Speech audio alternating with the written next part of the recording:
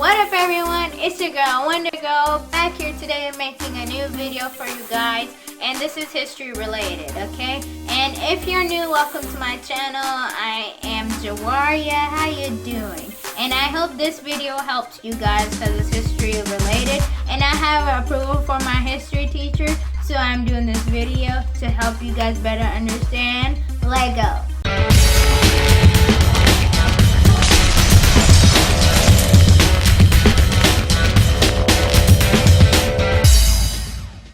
From the title of this video, you guys already know that I'm talking about the 1870s and all the jazz that went down in this time period.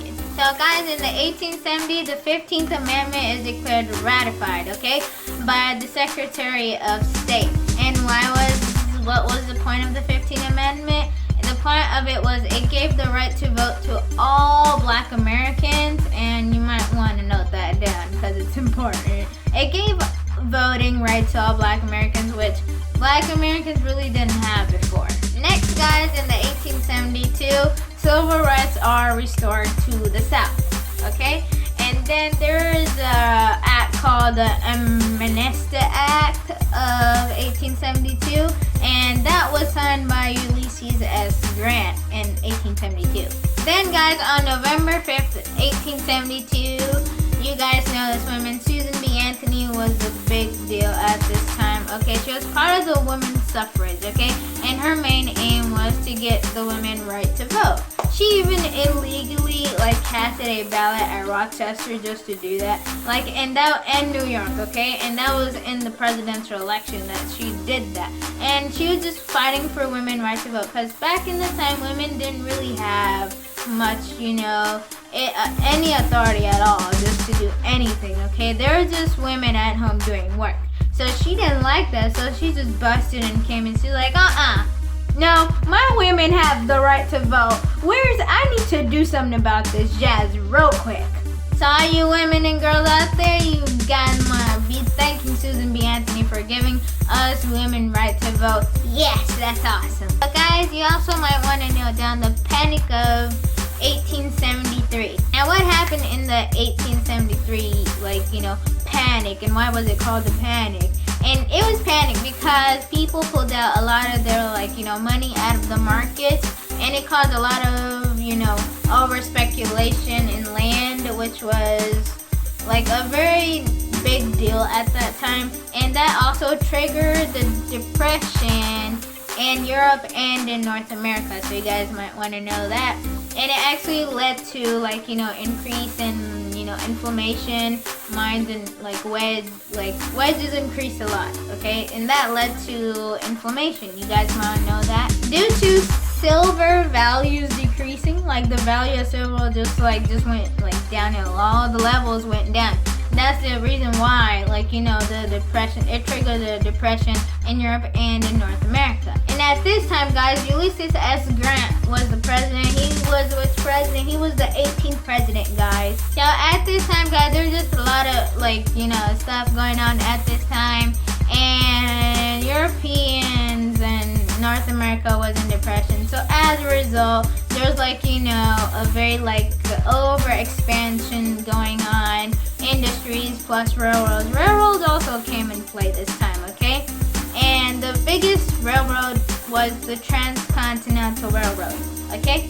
Another best way to know the Panic of 1873, guys, the Panic of 1870, we have this thing called Black Friday. You guys all know that. So next, guys, this was in the same time period, 1873 to 74. There's a thing called the Women's Crusade. And what was it, guys? It was basically a march against the retail liquor dealers, okay? It was they didn't liquor dealers, which is a big no-no, okay? That was because they're just saying not cool to the liquor dealers. So that was a march against them, and that basically led to the creation of Women's Christian Temperance Union. That's what led to it. This Women Crusade March actually led to that temperance union. So in 1875, guys, the civil rights came in play, and it was basically giving equal rights, okay, to all the black and jury duty.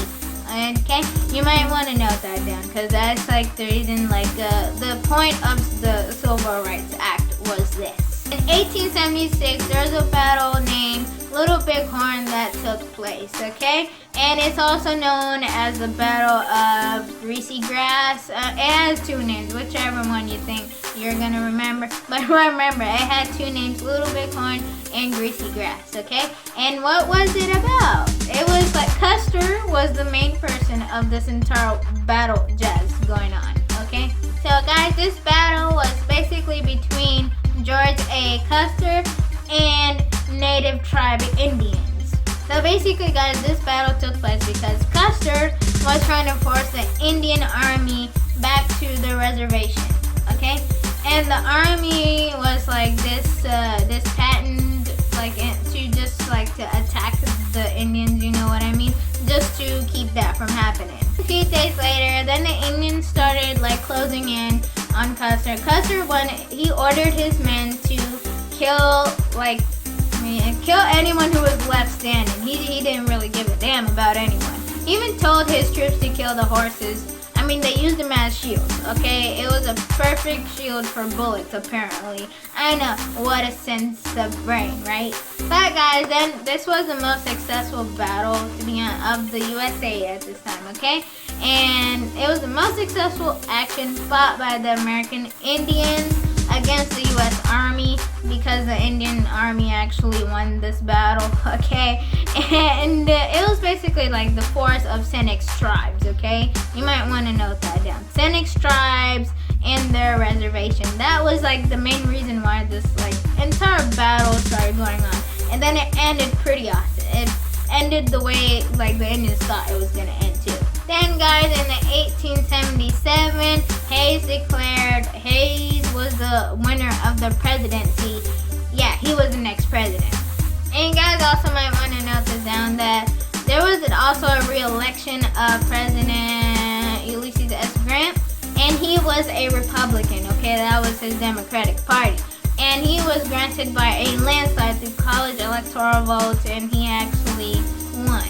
So guys, then in 1877, there was also railroad wages going on and national strikes that went on as well. At this time guys, employers decided to like cut down the wages of like, you know, the railroad workers, anyone who works on the railroad, okay?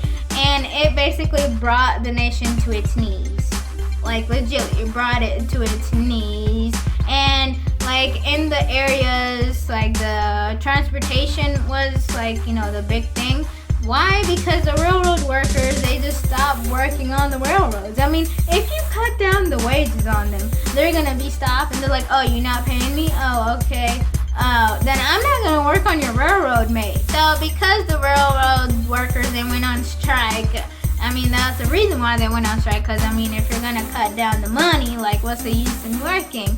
Then employers then decided to, like, give money back to the workers. I mean, like, you shouldn't be cutting down wages anyhow. But that was apparently that was in their mind. Then, guys, when the railroad workers, they went on strike because their wages were cut down, then the employers, then they decided, oh, okay, they stopped working. We need to give their money back so they can go to work again. Then, guys, in the 1879, Rutherford B. Hayes signed a bill that allowed a female to argue in Supreme Court cases. And that was really a big thing at that time. And finally, guys, in 1879, Henry George came in play, and he did a lot of publication work, okay? He was an American writer, he was a politician, economist, like you name it. He, like, talk about having multi-talents in the politician world of the USA. He was also did part of the WCTU.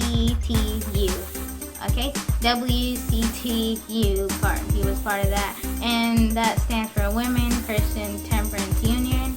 And why did that come about? Because there was a guy, Francis Willard, okay, and was the abolition of alcohol.